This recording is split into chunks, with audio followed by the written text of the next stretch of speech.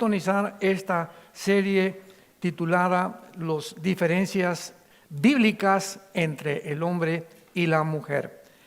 Y hemos visto hasta este momento cosas bastante profundas acerca no solamente de la Biblia, sino la impresionante descripción espiritual de hace más de 4,000 años que Dios estableció. Pudo volcar el Espíritu Santo en estas páginas impresionantemente criptadas, porque todo el lenguaje de la Biblia es criptado, es misterioso, son misterios que solamente pueden entender los que tienen al Espíritu Santo, y la Biblia cobra vida en el momento que nosotros recobramos el Espíritu al haber aceptado a Jesucristo como el Señor. En el capítulo 3 del Génesis encontramos nosotros esta entidad espiritual que se usó el nombre de Nahash en el hebreo y se tradujo serpiente, Nahash. Viene de una raíz Nahash que significa adivinación. Fíjense nada más cómo encontramos en el lenguaje hebreo tantas claves y tantos misterios, porque tanto el hebreo como el griego son los dos únicos lenguajes que las letras tienen un valor numérico. Así que cuando nosotros estamos hablando, ¿verdad?, de esta letra en el griego es el número 5, ¿verdad? La X, el número 10, 2X20, 3X30, la C, la L, etcétera, etcétera. Y en el hebreo, en las 22 letras del idioma hebreo, forman también un valor numérico, con la diferencia que en el hebreo, por eso Dios decidió transmitir a nosotros en dos lenguajes sus pensamientos, porque son los dos únicos lenguajes que no solamente tienen un valor numérico, sino que también cada letra en el hebreo tiene 5 o 6 o 7 sinónimos. Por ejemplo, nosotros decimos, qué bonito día. Otros pueden decir, qué precioso día, qué maravilloso día. Podríamos estar describiendo con 3 palabras el mismo día, ¿verdad? Y podríamos pararnos hasta ahí, ya no hay más de 4 o 5 sinónimos. Pero en el hebreo, por ejemplo, la palabra shalom. Shalom significa prosperidad, paz, gozo, seguridad, bienestar, futuro asegurado, tranquilidad, el alma tranquila, sin estar perturbada. Y por eso la palabra más rica, de ahí viene la palabra Yehu Shalom, Jerusalén, que significa la ciudad de la paz. Entonces, ya cuando comenzamos a profundizar en la Biblia, en las palabras, adquiere otra dimensión lo que Dios nos está explicando. Y eso, pues todos amantes de las Escrituras, ustedes que son estudiosos y que no te conformas solamente con ir a la iglesia el domingo, sino que quieres conocer más profundamente, imaginemos la mente de Dios, en una mente finita como la que tenemos y completamente limitada, necesitaríamos, ¿verdad?, abrir nuestro entendimiento, no a través de la investigación científica ni mis títulos profesionales, sino a través de la dirección del Espíritu de Dios. Porque es el Espíritu Santo el que nos guía para entender las cosas profundas de la mente de Dios. Entonces, cuando la Biblia dice en Génesis 3, pero la serpiente era astuta más que todos los animales del campo, vemos nosotros que no era tal serpiente, no se imaginen una víbora hablándole a Eva, sino que la palabra Nahash significa ser luminoso, si lo quieres apuntar en tu Biblia. O sea, esta era una entidad, algo que tenía vida, orgánico, ¿verdad? Y estamos hablando de un querubín, porque en la Biblia hay querubines, serafines y ángeles. Entonces los querubines no son serafines, ni los serafines son ángeles. Los ángeles son el grado menor del ejército angelical que Dios tiene. La palabra malak, con M, con K al final, malak, es ángel, angelus en el griego, y significa simplemente mensajero. La palabra ángeles son mensajeros de Dios. Cuando Dios ha mandado mensajes al mundo, manda ángeles, como Gabriel, que le anunció a María que iba a ser madre, como le anunció a Daniel toda la revelación del futuro de Israel, etcétera, etcétera. Pero los querubines es una entidad la más elevada, los más inteligentes, los más sabios, los más fuertes, que son los que cuidaban el templo de Dios en el cielo. Y cuando estamos hablando aquí de una serpiente, era un querubín. ¿Por qué? Porque Nahash, que simboliza a Lucifer, que significa el portador de la luz, Lucifer era un querubín, de acuerdo a Ezequiel capítulo 28. Todo el capítulo 28 de Ezequiel nos describe la caída de Lucifer, el ser más perfecto, más sabio. Después de Jesucristo no hay nadie en el universo más inteligente, más astuto. Imaginémonos que tienen miles de años los ángeles, los serafines y los querubines examinándonos, conociéndonos, y a uno solamente les ha dado permiso Dios de venir al mundo, que son los ángeles, y en este caso Satanás, porque él habitaba en el Edén antes que nosotros, de acuerdo a Ezequiel 28. Dice la Biblia que Satanás habitaba en el Edén, pero el Edén era diferente porque hubo un juicio en contra de él y todo fue cambiado. En el versículo 2 del Génesis, cuando Dios cubre la tierra con agua y se viene la oscuridad y Dios tiene que recrear el mundo a partir del versículo 3 del Génesis, cuando dice, y Dios hizo la luz. Ahí otra vez volvió en la oscuridad la luz, porque no creó Dios originalmente en tinieblas el universo.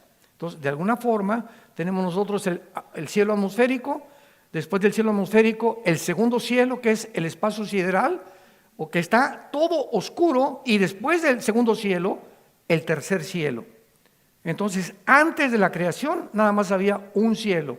Cuando vino la caída, Dios formó los tres cielos, y Dios decidió habitar en el tercer cielo, que son los cuarteles generales donde se encuentra Jesucristo, Dios, los ángeles, los querubines, los serafines, etcétera, etcétera.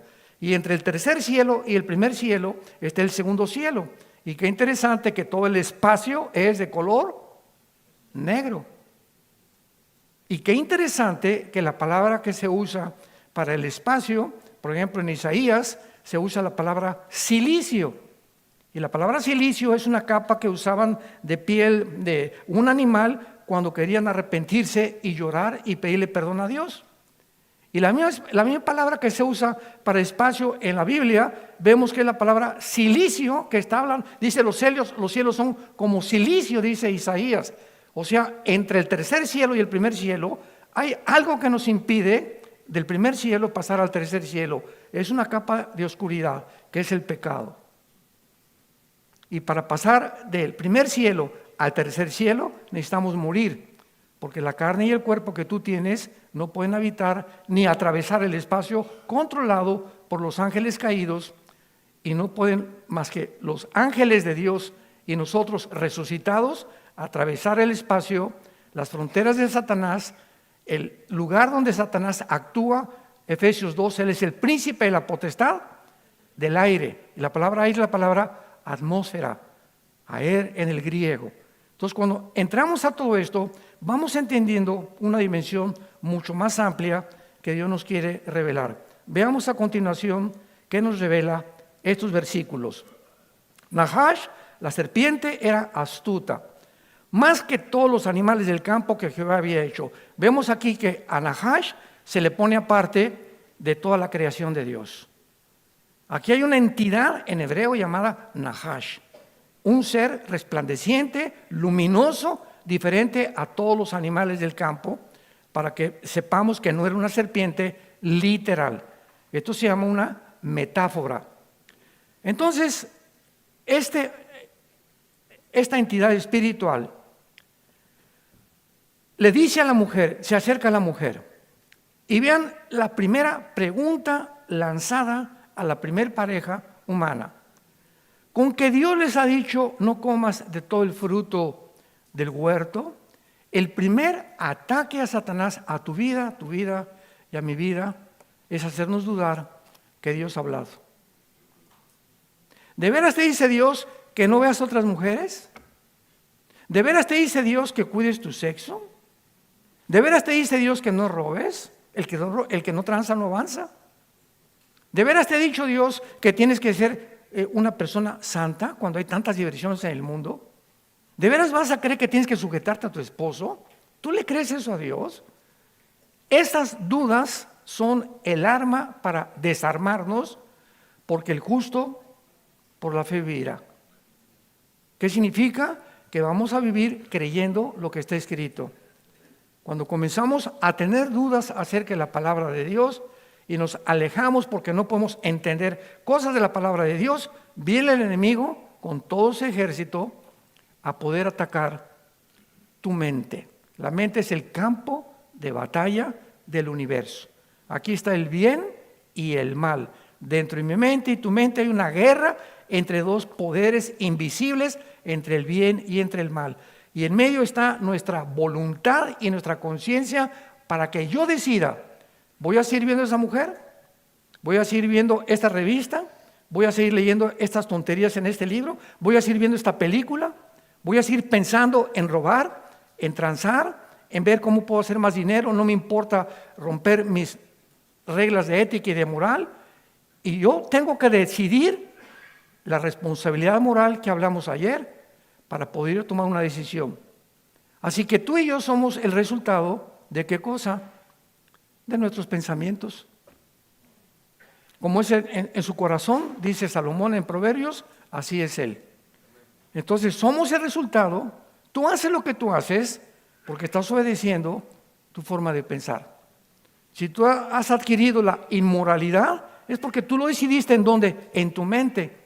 Y vas a manifestar la idea se forma una psicología, la psicología una filosofía, la filosofía tu conducta y tu conducta determina tu manera de actuar. Es un proceso inevitable, inexorable, en lo que determina lo que nosotros somos responsables delante de Dios. Con que Dios les ha dicho, no comas de todo árbol del huerto, y la mujer respondió a la serpiente, del fruto de los árboles del huerto podemos comer, pero del fruto del árbol que está en medio del huerto, dijo Dios, no comerás de él, ni le vas a tocar, para que no mueras.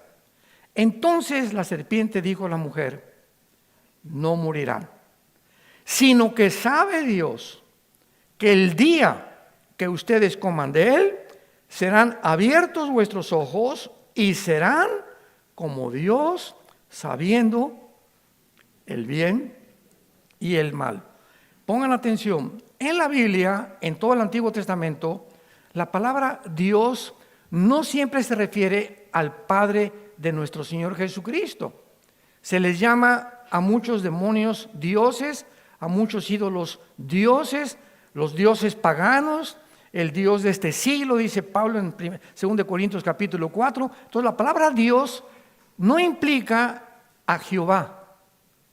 Entonces, Jehová es el que reúne los atributos de la todopoderoso, omnisciente y aquel que todo lo puede.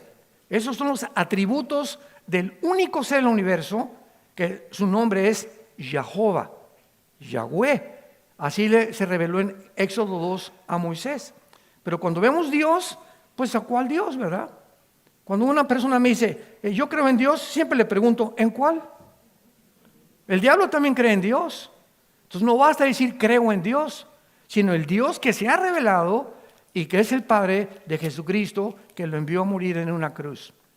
Entonces tenemos que saber cómo presentar el Evangelio y cómo hablarle a la gente. No solamente te hablo de Dios, ¿de cuál Dios me estás hablando? Los hindúes tienen 6 millones de dioses.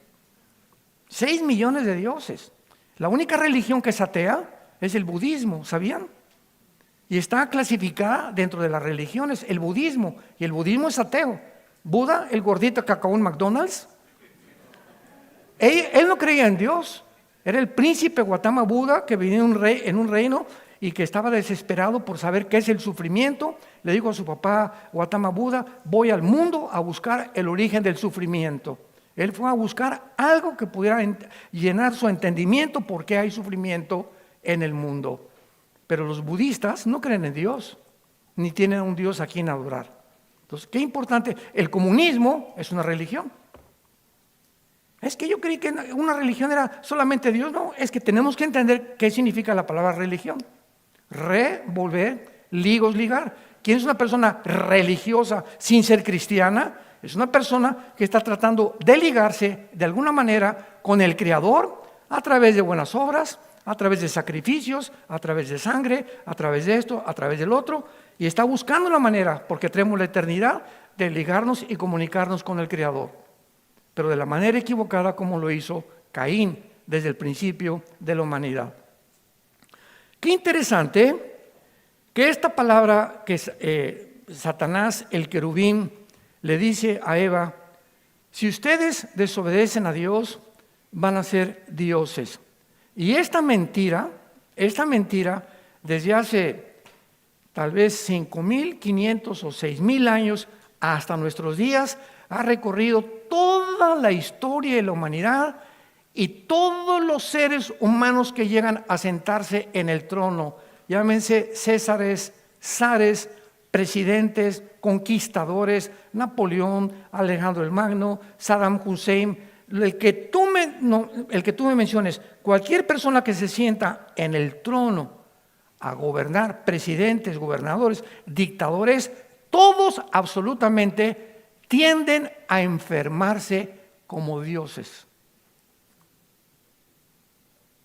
Todos los césares romanos, que son los que han alcanzado el mayor grado de elevación, mandaron que los adoraran como dioses. Se creyeron dioses verdaderamente. Y qué increíble que en el siglo XXI, este Khrushchev, que fundó el Foro Económico Mundial, que está en Davos, que ya hablamos del primer día, Khrushchev dijo hace algunos meses que ellos están formando una raza para mejorarnos y ser dioses. En el siglo XXI. Otra vez, ¿de cuál fumaron?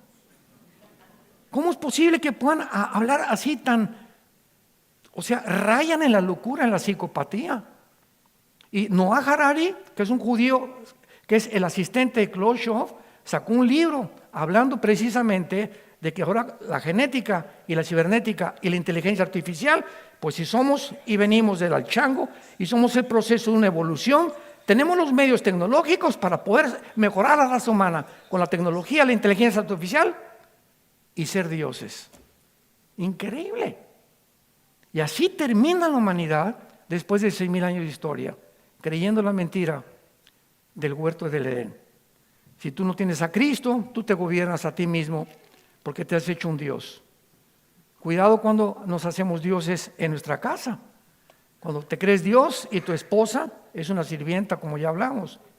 Y cuántos hombres, cuántas mujeres también pueden ser mujeres también que se creen diosas.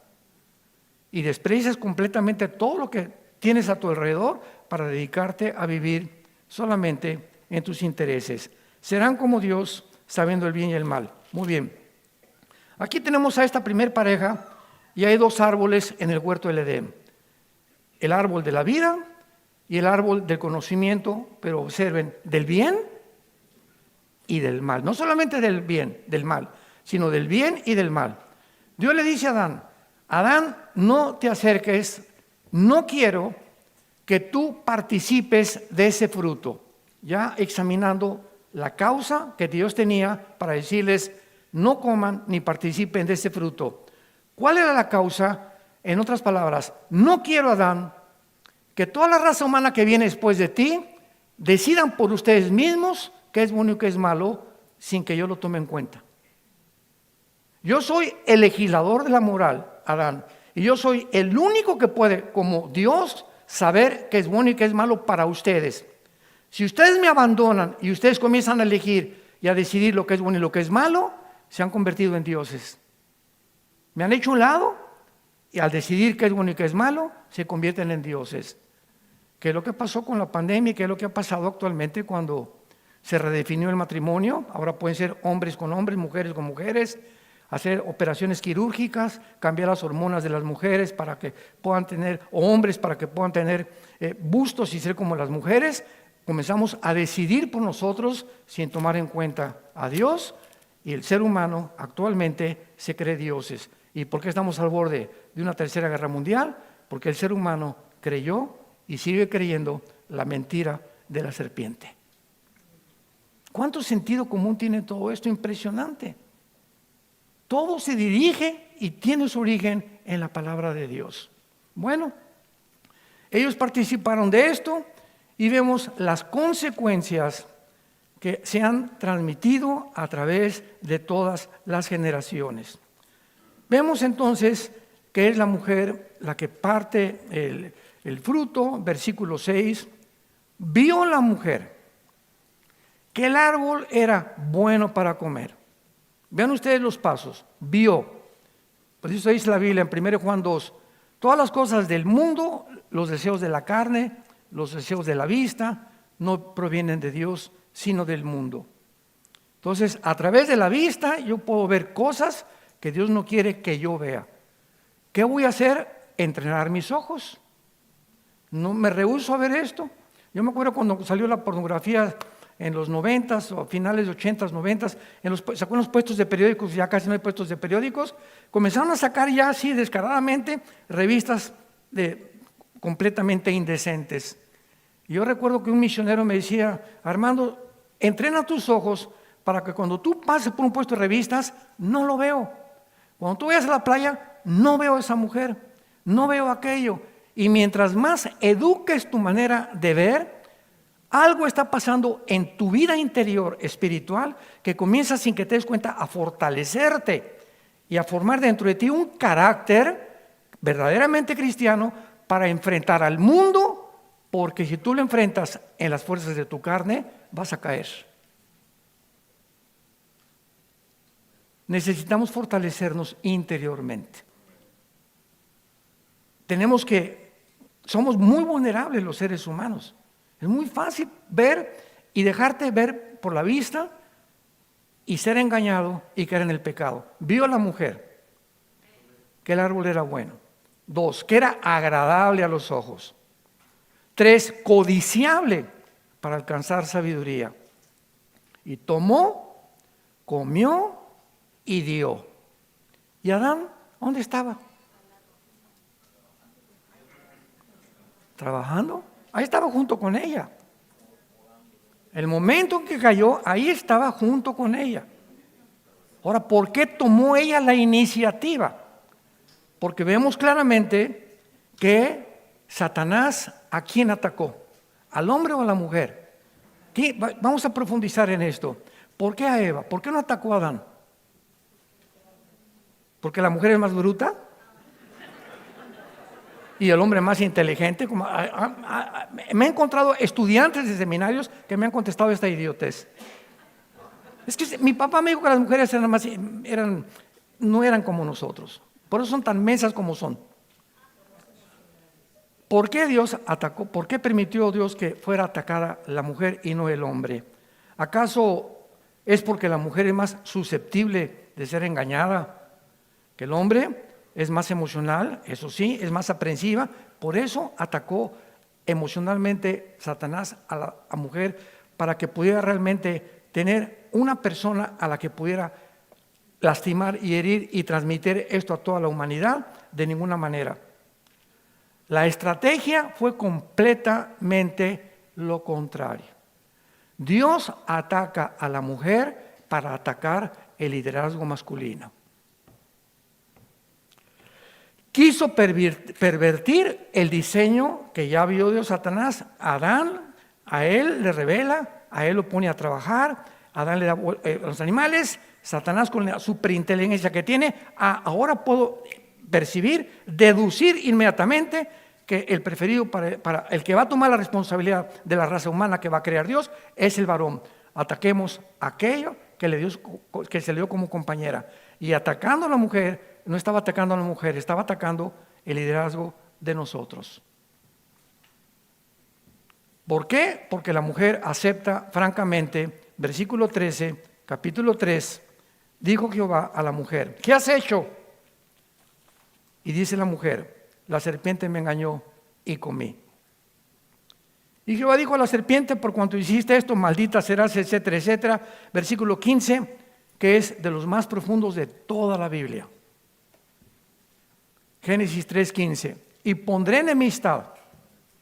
Esta palabra enemistad, Eva, con B grande, en el hebreo, significa habrá un continuo conflicto entre dos semillas, entre dos descendencias, entre dos linajes, entre la semilla de la mujer y la semilla de Satanás. Del linaje de la mujer vendrá el que herirá en la cabeza a Satanás, que es Jesucristo. Pero cuando hablamos nosotros de linaje, esta palabra que se usó, simiente, apúntalo, es importantísimo en un papel o lo que seas. La palabra simiente es la palabra hebrea sera, con Z, y significa esperma. Se traduce semilla, esperma, simiente, linaje o descendencia, depende de la traducción de la Biblia, pero son sinónimos de lo mismo. Es en el esperma de mi papá, cuando se unió con mi mamá, que se juntaron los 23 cromosomas de mi papá con los 23 cromosomas de mi mamá y se formó un cigote de 36 cromosomas. En un solo esperma iba yo, ibas tú. En esa cosa como viborita que va, entra y fertiliza el óvulo de la mujer, ahí va toda la información de mis tatarabuelos. Y del lado de mi mamá, toda la información de la descendencia de mi esposa. Entonces yo tengo dos influencias, toda la descendencia de mi papá y toda la descendencia de mi mamá, la ascendencia. Entonces somos el resultado genético de muchas cosas físicas, mentales y espirituales. Y así como hemos heredado, mira, tiene el lunar de la abuela y tiene las orejas de papalote del abuelo y tiene el carácter simpático de la mamá. Impresionante que heredemos cosas emocionales, físicas, pero la Biblia es el único libro que nos dice que también, si somos espíritu, alma y cuerpo, hemos heredado también herencias espirituales o maldiciones espirituales. Por ejemplo, si tu abuela fue bruja, un ejemplo, tu abuela fue bruja o tu mamá fue bruja o jugaba las cartas tarot o hacía brujería, lo que tú quieras, o era chamán tu abuelo, tu papá, etcétera, etcétera. Se muere tu abuela y el espíritu de brujería que sale de tu abuela busca el espíritu de brujería, alguien, algún descendiente de tu abuela, su hija o su hijo, alguna de las hermanas, que tenga la misma tendencia que la mamá que fue bruja. Y entonces, para perpetuar la brujería en esa familia, se mete a esa persona. Y cuando recibimos a Cristo, descubrimos muchos de nosotros, sin saberlo. Por ejemplo, una vez me dijo una persona: Armando, es que yo tengo talentos de clarividencia. Me dice, yo veo a las personas y puedo leer su mente y puedo prevenir cosas que van a suceder. ¿Será de Dios? Y le dije, híncate y dile a Dios. Cuando tienes estas supuestas facultades que nos hacen orgullecer y nos hacen creer que somos algo especial, dile, Señor, lo que yo estoy haciendo o lo que estoy percibiendo o estas facultades, si no son de ti, las cancelo bajo la sangre de Jesucristo. Y se cancela el espíritu de brujería de tu abuela que se metió en tu vida. ¿Por qué? Porque se perpetúan los espíritus, tanto los buenos como los malos. Y esto solamente la Biblia nos lo revela. Bueno, entonces dice el versículo 16, las consecuencias del juicio de Dios a la mujer y al hombre. Vamos a entrar ya en terrenos pantanosos. No se vayan a enojar las mujeres, no se vayan a enojar los hombres. Pero vamos a comprender por qué somos como somos y cómo tiene sentido común todo lo que la Biblia dice para poder determinar la razón y la causa de por qué actuamos como actuamos. Versículo 16. A la mujer le dijo Dios, multiplicaré en gran manera los dolores en tus preñeces. Con dolor, por primera vez aparece la palabra dolor. Con dolor darás a luz a los hijos y tu deseo, no se enojen, y tu deseo, vas a tener la tendencia, mujer que me escuchas, de querer gobernar a tu esposo. No hay una sola mujer que en su naturaleza, muchas no pueden, otras lo han logrado, y el hogar se vuelve en un matriarcado. Y cuando llega un hogar o en un matrimonio a convertirse en matriarcado, donde es ella, donde los hijos crecen bajo las faldas de la mamá y no del papá.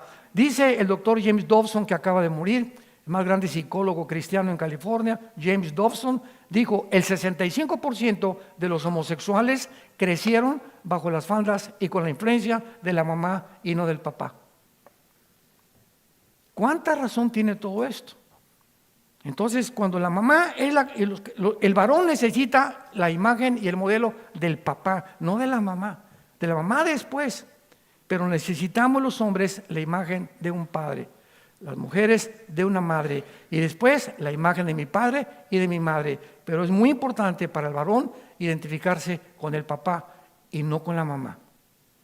Que el papá sea tu héroe, que tú seas su héroe, que él te admire, que sea mi mejor amigo. Y cuando nos hacemos amigos de nuestros hijos varones, ya estamos del otro lado, porque van a confiar en nosotros. Cuando tú te acercas con tu hijo y le dices: ábreme tu corazón, hijo, ¿qué te pasa? Y tu hijo te abre su corazón: papá, me siento así, así, allá. Es porque él ya te considera no tanto su padre, sino su amigo en quien confiar. Cuando nuestros hijos confían en nosotros, ya ganamos la batalla.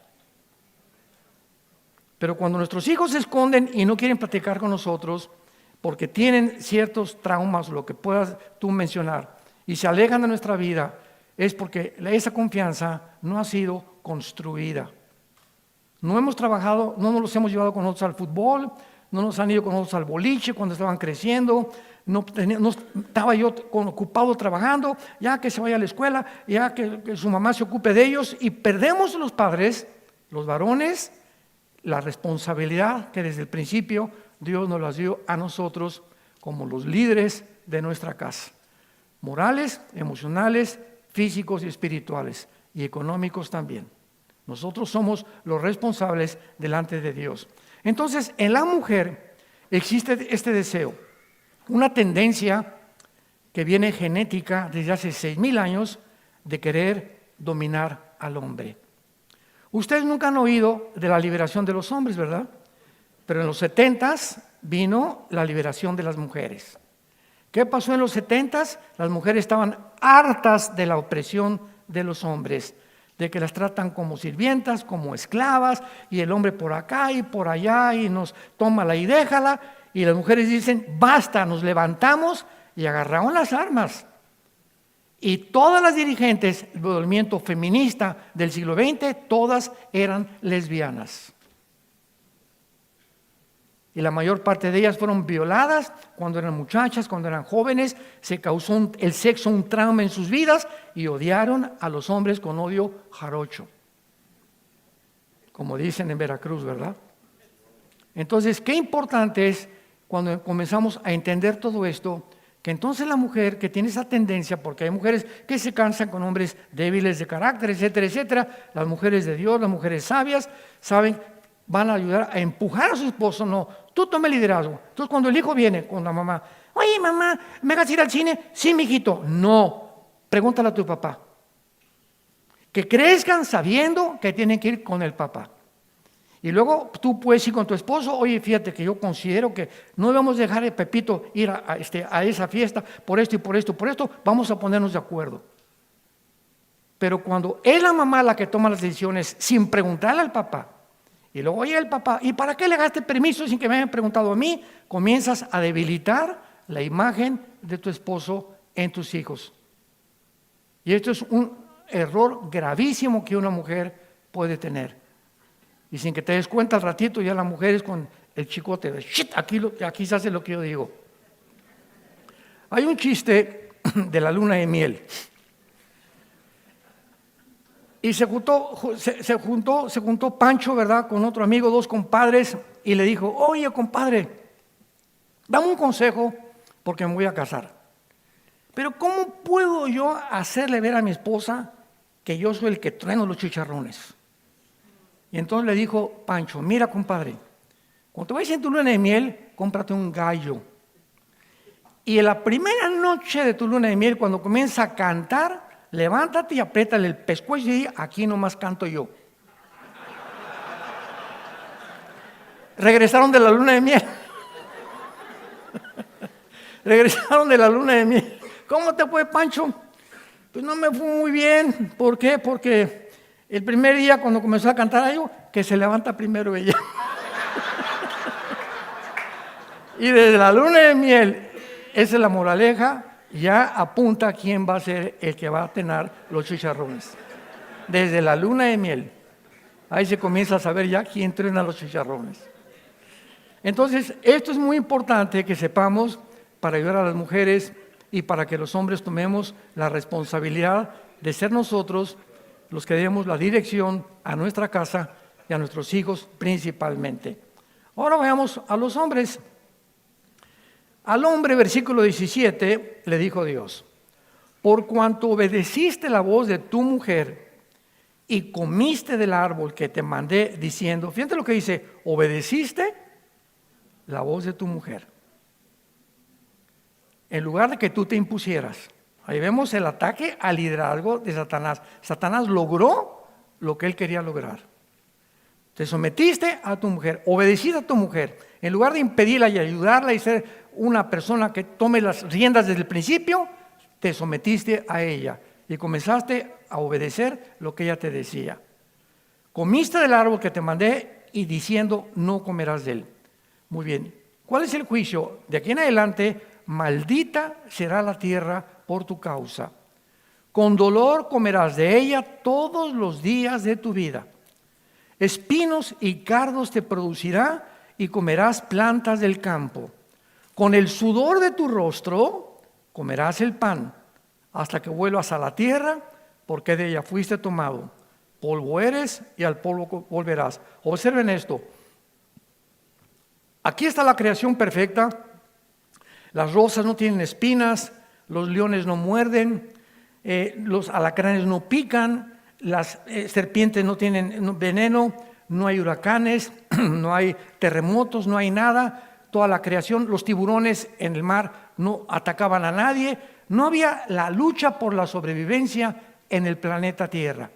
Síganme con mucho cuidado.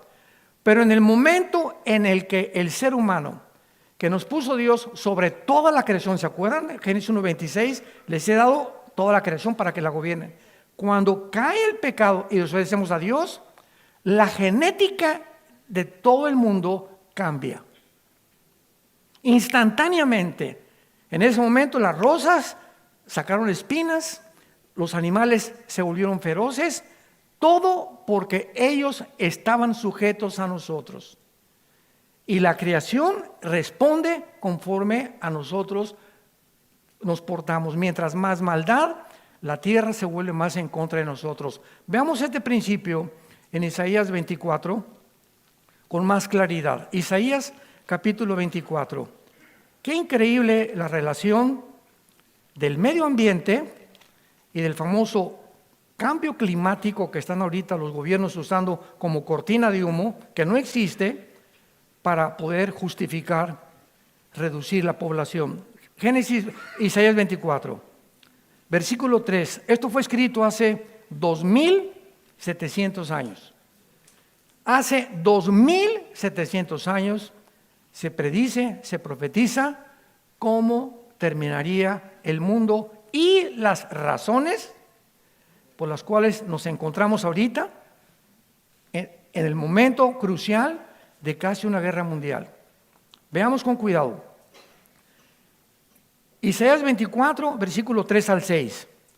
La tierra será completamente vaciada, completamente saqueada, porque Jehová ha pronunciado esta palabra.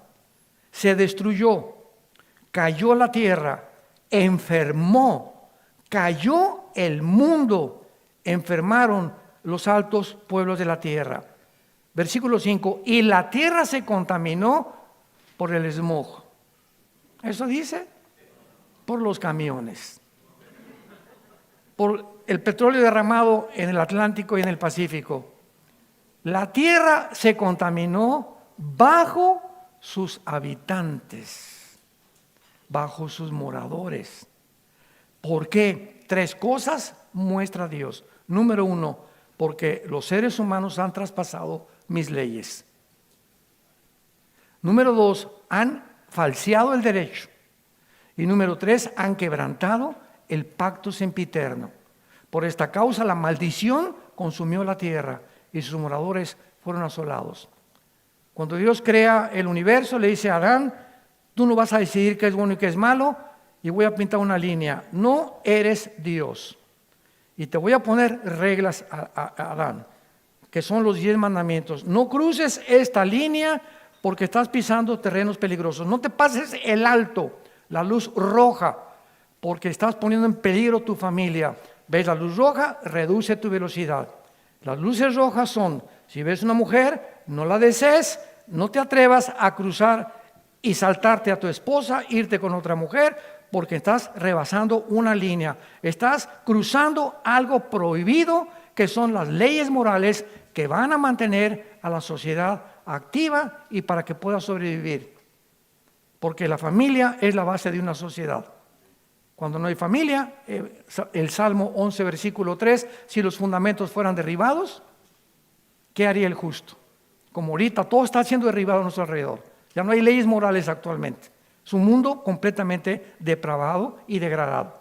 No le echemos la culpa a Dios de todo lo que está pasando en el mundo. Es el pecado humano asociado con la creación que Dios hizo, que es afectada por la maldad del ser humano. Mientras más maldad, peor el mundo se vuelve en contra de nosotros. El mundo se vuelve nuestro enemigo.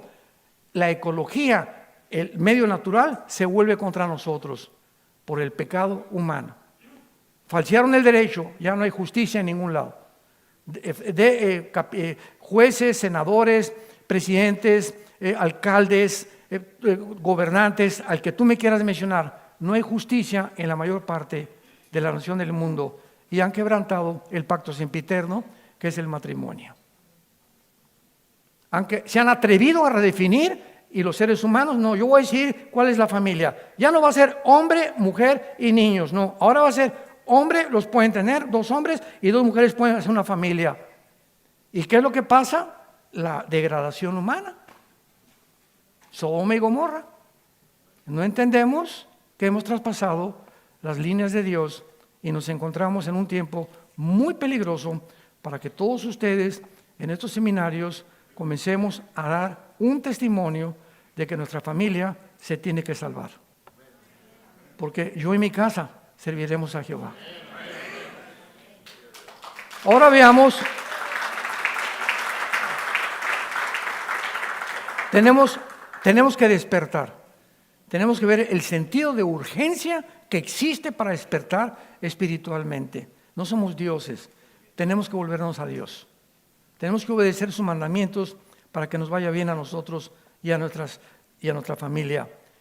Y si vemos que a pesar de que Dios le da el liderazgo a la mujer en la Biblia, hay muchas mujeres que tuvieron papeles ejemplares en la Biblia.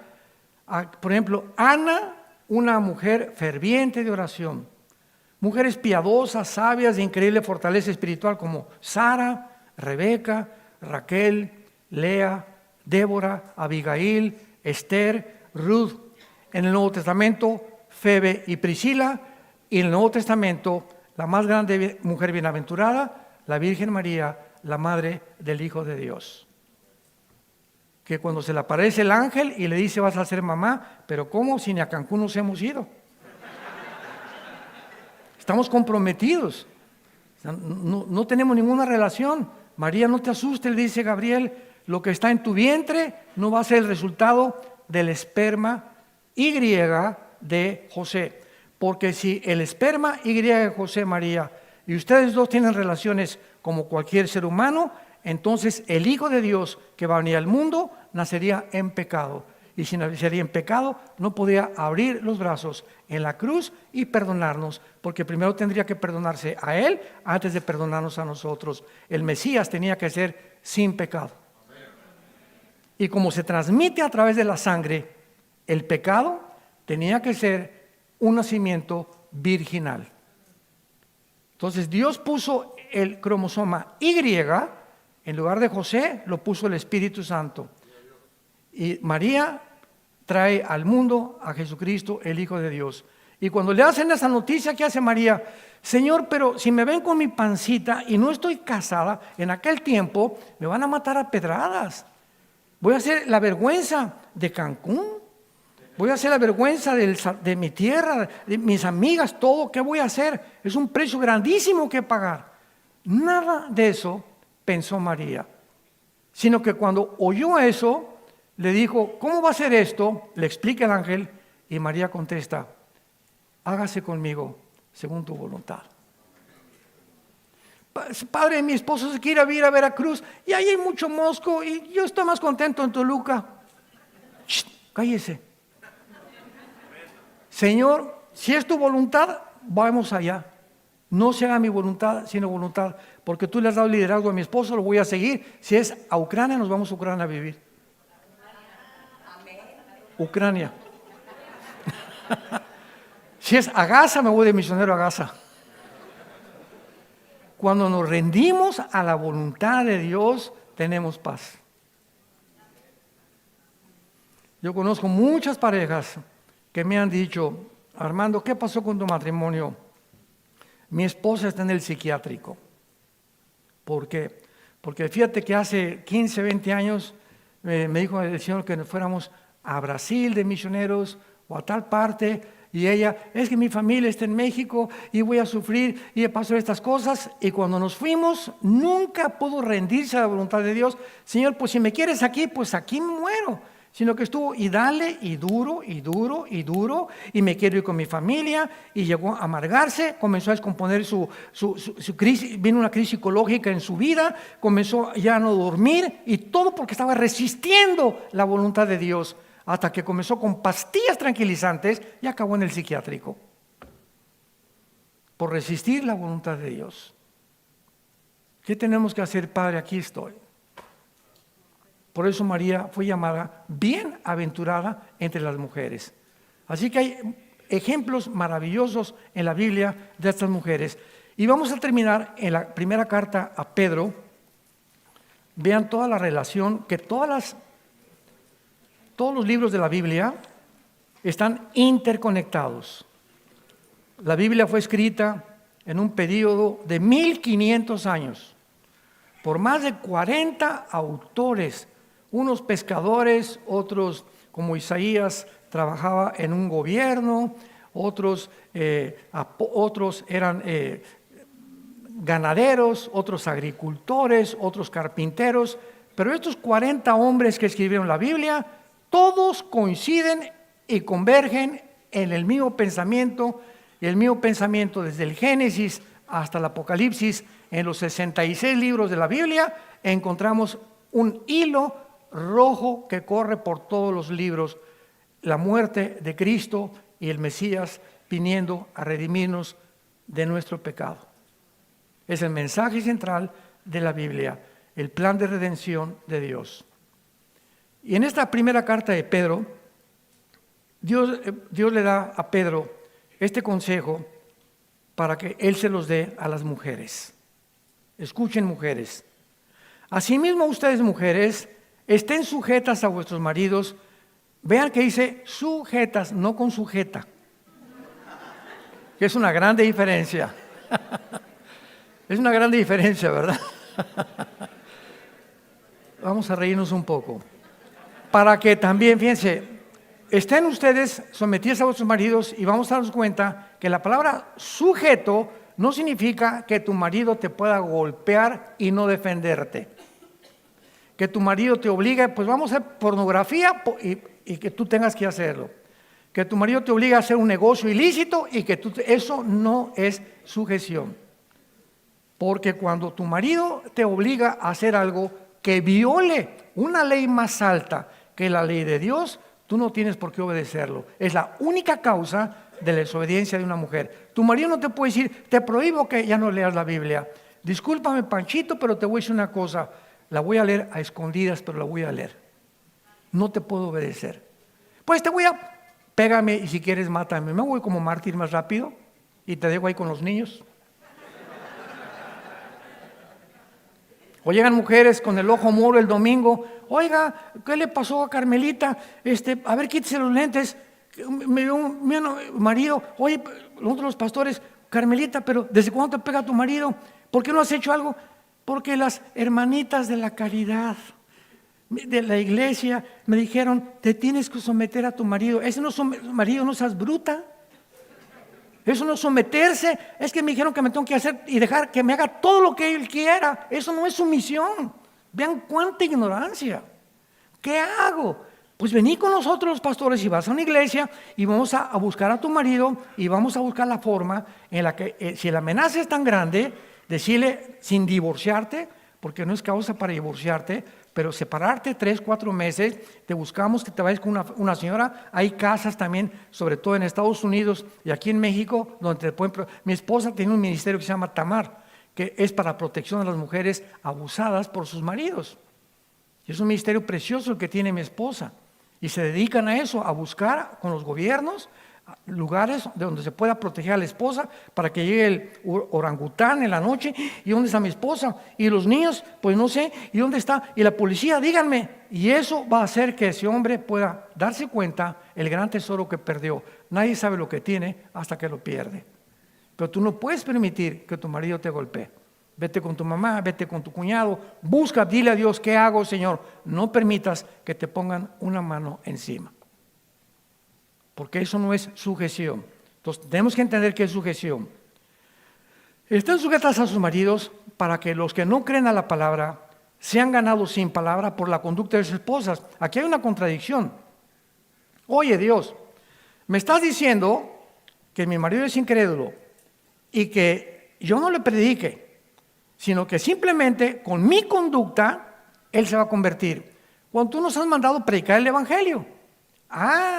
Conchita, pero te estoy diciendo eso porque los maridos son muy orgullosos y si tú llegas con tu esposo y le pones en el espejo, como Sodoma ha sido.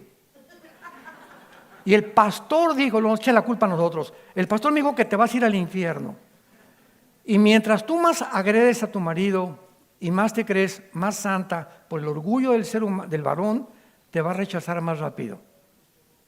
Entonces, si tu marido no es cristiano, va a ser ganado simplemente porque va a tu casa y ¿hasta qué le pasó?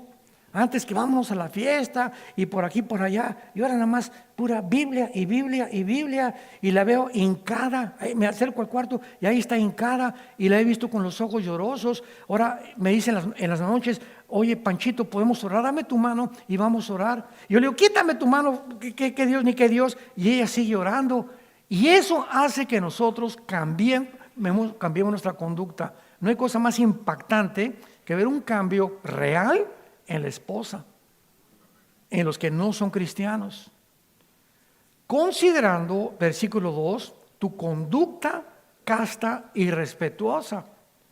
Tu atavío, o sea, no te vistas como china poblana. No sea con peinados ostentosos, el peinado morado y amarillo, cadenas de oro colgando por todos lados, unos aretes colgando que parecen campanas de Navidad aquí en tus orejas. No trates de atraer a través de tu belleza, de la forma como te vistes, estás casada, la vista de otros hombres. Nunca te pares delante de un hombre, no te sientes junto con un hombre si tu marido no está en medio. Cuida la forma de que te vistes. No camines como licuadora en la calle. Pum, pum, pum, pum, pum. Ya me entendieron, ¿verdad? Sí, es que no me entendían. No te pongas escotes, no te pongas minifaldas porque estás casada. Entonces no trates por tu cuerpo, ya estás casada. Entonces tu cuerpo es para tu esposo. 1 Corintios 7 lo vamos a ver mañana. y Él es el único que te puede ver realmente como Dios nos trajo al mundo en la intimidad. Tu marido, nadie más que tu marido. Vístete como una mujer piadosa, como una mujer que ama y que tiene temor de Dios. Ya nunca vuelvas a tratar de traer la mirada de los hombres a través de cómo te vistes. Y ahora, como decíamos ayer, es increíble cómo se visten las mujeres modernas. Vístete con un aspecto interno, versículo 4, el del corazón, incorruptible, de un espíritu amable y apacible, que es de grande estima delante de Dios. O sea, no seas respondona. No trates de ponerte al brinco con tu esposo. ¿Y tú qué no te gustó? Si eres igual que tu mamá, ya lo fundiste a tu esposo. Y cuando, escuchen esto, y finalmente cuando una mujer lastima sexualmente a su esposo y le dice, no sirves ni para la cama, le has dado un latigazo a tu esposo sin pegarle, que van a durar años él herido y traumado de lo que le acabas de decir. No hay cosa más horrible para un hombre que lastimar su virilidad. Ahí sí ya te pasaste de la raya. Ya cruzaste todo límite y has hecho un pecado muy grande que te vas a lamentar algún día. Que seas una mujer con un espíritu amable y apacible. Si no lo eres así, pídeselo a Dios. Respeta a tu marido. Respétalo. Ahora, dice el versículo 5, porque así se vestían en otro tiempo aquellas santas mujeres. Ahora, versículo 7, a los hombres. Abran ahora sí los oídos, y aquí terminamos. Y ahora, mis chiquilines, ¿qué creían?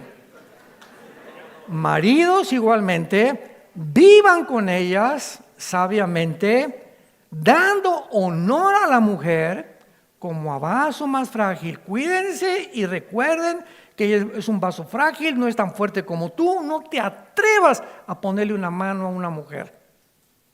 No te atrevas a ponerle una mano a una mujer. Y como coherederas de la gracia de Dios, para que tus oraciones no tengan estorbo. ¿Qué nos dice Dios a nosotros los hombres? Me lo pongo a mí, Armando. Si tú te atreves a poner una mano a tu esposa, no ores, ya no me pidas nada. Si tú tienes una relación equivocada con tu esposa y no le has pedido perdón y no la tratas con caballerosidad, con dignidad, cuando llega al restaurante no le quitas la silla para que se siente, cuando suena al carro no le abres la porcera para que se sube, de vez en cuando no le das flores, tienes desde que se casaron que no le dices te amo, eres lo máximo, qué rico cocinas, eres mejor que el chef del Hotel Barceló.